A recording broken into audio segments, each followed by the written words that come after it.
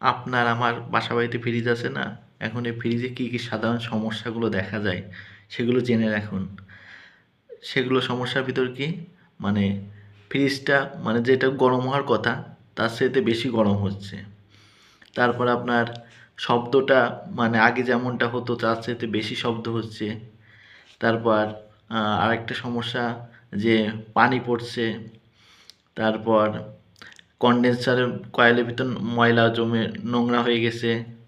তারপর ফ্রিজে আপনি যেমনটা ঠান্ডা চাচ্ছেন সেটা ঠান্ডা হচ্ছে না।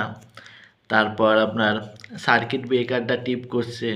এখন এই সার্কিট ব্রেকার সমস্যার জন্য আপনার ফ্রিজের আল্টিমেট সমস্যা হবে। তারপর আপনার এলো এর ভিতর সব কিছুই জমে আছে।